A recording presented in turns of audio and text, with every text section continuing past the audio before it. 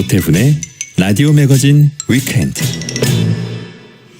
네, 일상에서 발견하는 실용 인문학 이야기를 나눕니다. 생활 속의 인문학. 오늘도 인문학 저자 이혁원 작가 나오셨습니다. 어서 오십시오. 네, 안녕하세요. 오늘은 뭐에 대해서 얘기를 해볼까요? 오늘은 계약이라는 주제로 이야기할까 합니다. 계약? 예. 네. 계약이란 어떤 일에 대해서 지켜야 할 의무를 미리 정해놓고 예. 이거 서로 어기지 말자라고 다짐을 하는 상태를 의미합니다.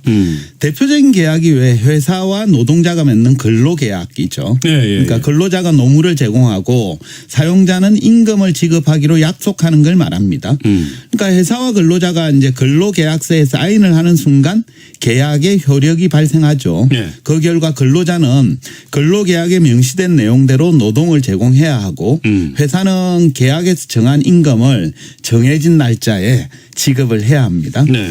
근데 사실 알고 보면 현대인의 일상은 수많은 계약으로 이루어져 있습니다. 우리가 지금 살고 있는 집도 매매나 임대차 계약으로 이루어졌죠. 그렇죠. 또 네. 매일 사용하고 있는 휴대전화나 가전제품, 자동차 등에도 특정한 약정, 그러니까 계약 조건이 붙어 있는 경우가 많습니다. 핸드폰으로 뭐 사거나 뭐 하거나 할 때 다 그 계약이에요. 그렇죠. 뭐 읽어보라고 맞습니다. 확인하라고. 몇 개월, 네, 뭐 몇 년 동안 동의하라 그러고 뭐. 그렇죠. 몇 년 동안 뭐 네. 얼만큼 써야 뭐 되고 취소 이런 시에 게 무슨 있죠. 위약금 얼마다 그러고. 그렇죠. 다 맞습니다. 일상에서 보니까 계약으로 이루어진 게 다 많이 있어요. 예, 네. 맞습니다. 그렇게 이제 수많은 계약 속에 살아가는데 그 중에서 가장 원초적인 계약이 있는데요. 예. 우리가 특정 국가의 국민으로 살아가기로 맺은 약속입니다. 그러니까 우리는 지금 다 대한민국 국민으로 살아가기로 약속한 셈이죠.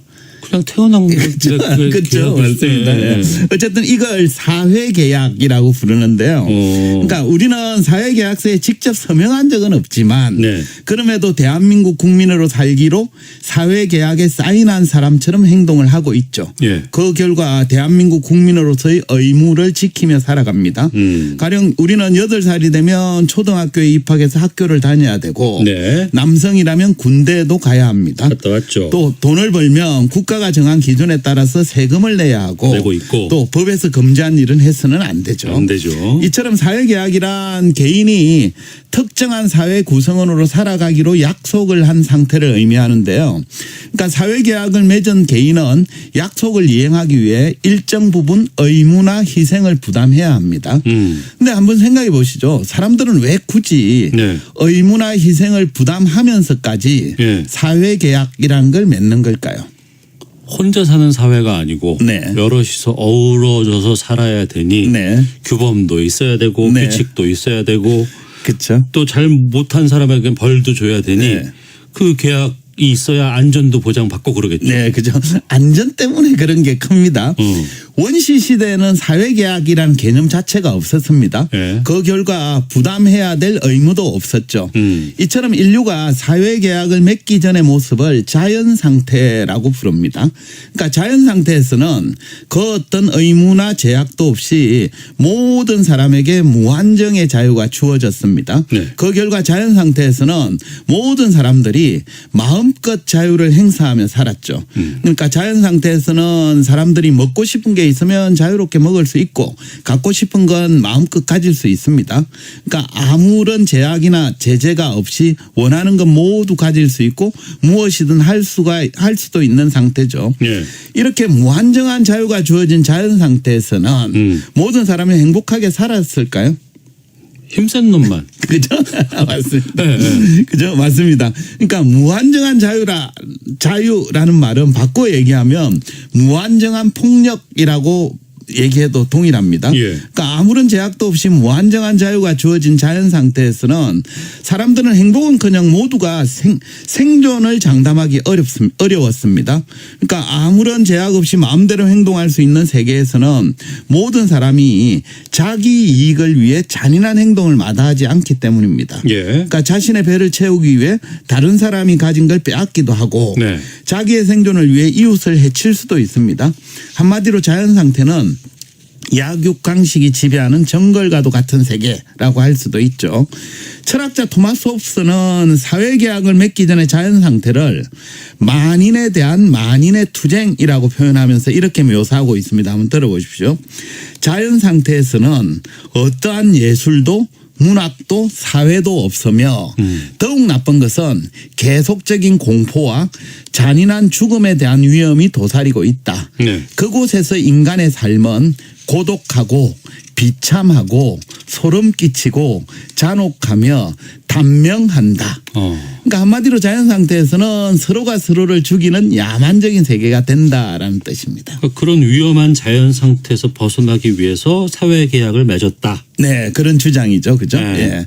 그래서 자연 상태에서는 어느 누구도 안전하지 않습니다. 예. 누구도 믿을 수 없고 우정이나 협력을 기대할 수도 없죠. 네. 따라서 홉스는 자연 상태의 혼란과 무질서를 극복하고 평화와 안전을 보장받을 필요가 생겼고 네. 그걸 위해서 이제 계약을 맺었다라고 주장하고 있는 겁니다. 그래서 여기서 계약이란 나의 생명이나 재산 자유를 보장받기 위해서 나도 다른 사람의 생명이나 재산 자유를 존중하기로 합의하는 상태를 말합니다. 예. 그러니까 내가 다른 사람을 죽이지 않는 대가로 다른 사람도 나를 죽이지 않겠다라고 약속을 하는 거죠.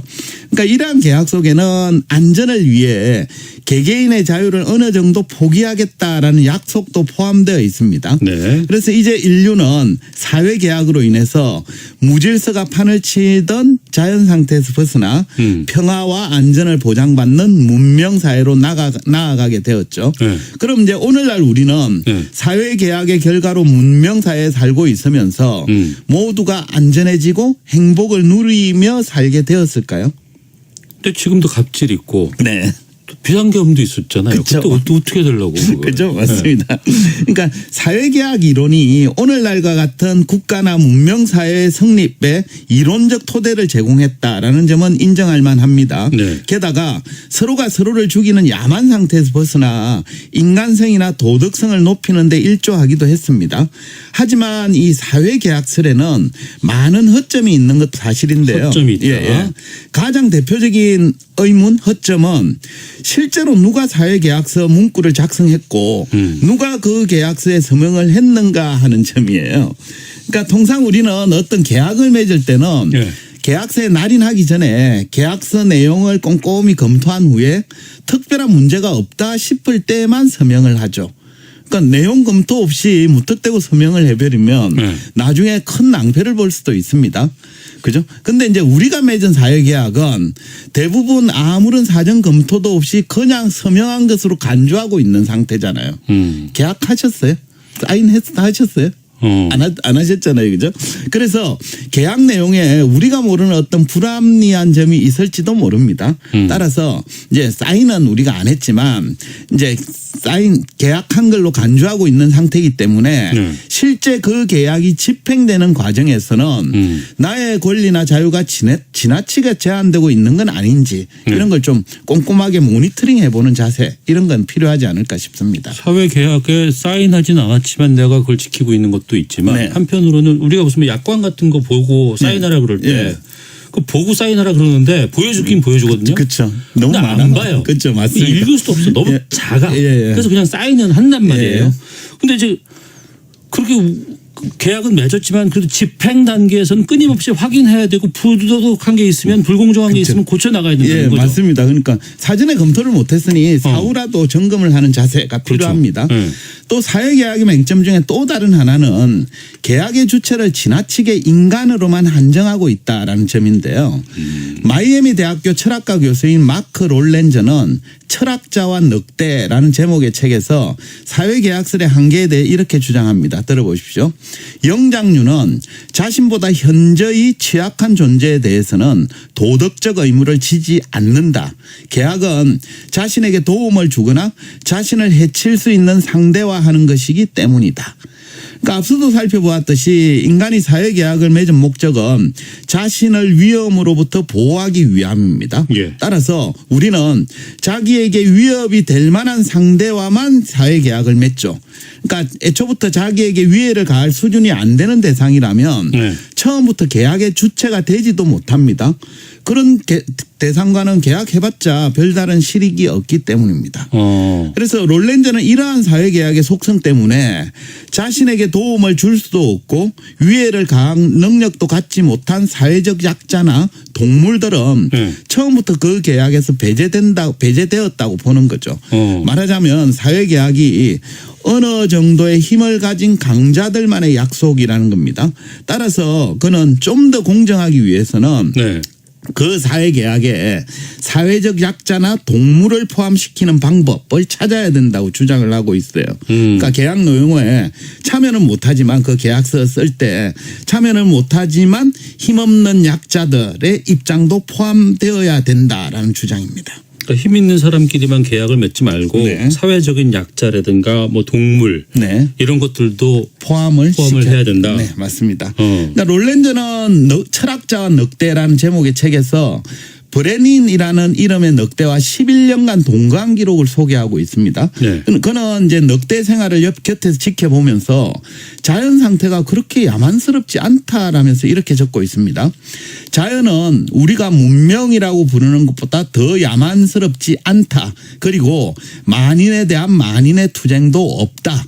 늑대들은 우리가 생각하는 것처럼 고독하거나 비참하게 살지 않는다. 그러니까 롤렌저가 보기에 늑대가 살아가는 자연 상태는 홉스의 주장과 달리 인간의 문명 생활보다 야만스럽지도 않고 고독하거나 비참하지도 않습니다. 그래서 늑대는 굳이 사회계약의 필요성을 느끼지 못하죠. 반면에 인간은 계산 능력이 뛰어나서 그런지 계약 맺기를 즐긴다는 거예요. 그래서 롤렌저는 이렇게 얘기합니다. 계산이야말로 계약의 본질이자 영장류의 본질이다. 계약은 영장류를 위한 영장류에 의한 발명품이다. 그러니까 롤렌저는 계약이 인간만의 발명품이라고 보았습니다. 이처럼 자연 상태를 야만스럽고 비참한 상태로 규정했다라는 점과 계산 능력이 뛰어난 특성 때문에 인간 사회에서는 모든 관계를 계약 위주로만 풀어가고 있다라고 비판을 하고 있습니다. 인간이 문제네. 그러면 이제 지금과 같은 계약이 필요하지 않다고 보는 건 아니죠? 예, 맞습니다. 롤렌저가 계약이 필요 없다라고 말하진 않았습니다. 하지만 계약이 진정한 관계를 만들어주지 않는다고 보았습니다. 그는 또 늑대의 모습에서 계약보다 더 중요한 게 있다라면서 이렇게 주장합니다. 한번 들어보십시오. 늑대는 한때 우리의 모습이다. 이 늑대는 행복이 결코 계산으로 이루어질 수 없음을 알고 있다. 이 늑대는 진정한 관계는 결코 계약에 의해 성립될 수 없다는 것도 알고 있다. 먼저 신의가 있어야 한다. 이것은 하늘이 무너져도 지켜야 한다. 계산과 계약은 항상 그 다음이다. 그러니까 롤렌저는 진정한 관계를 위해서는 계약보다 신의, 그러니까 믿음, 신뢰 이런 것들이 우선한다고 봤습니다. 예. 그러니까 생각해 보면 우리가 계약서를 만들어서 서명을 하는 이유는 상대방에 대한 믿음이 부족하기 때문입니다. 상대방에 대한 믿음이 확실하다면 굳이 계약이라는 장치 둘 필요 없거든요. 예. 결국 인간관계에서 계약이 전혀 없을 수는 없겠지만 계약보다는 먼저 서로 간의 신의, 신뢰 이런 것들이 더 중요하지 않나 싶습니다. 따라서 모든 관계를 계약으로만 풀어나가는 것도 좀 지양할 필요가 있겠고요. 그래서 각자 나는 평소 인간관계에서 계약과 신의 중에 어느 쪽을 우선하는지 이런 것들을 한번 생각해 보면 어떨까 싶네요. 예. 알겠습니다. 자, 생활 속의 인문학 이효건 작가와 함께했습니다. 고맙습니다. 네, 감사합니다. 예. 라디오 매주 위크엔드 마치겠습니다. 오태훈이었습니다. 고맙습니다.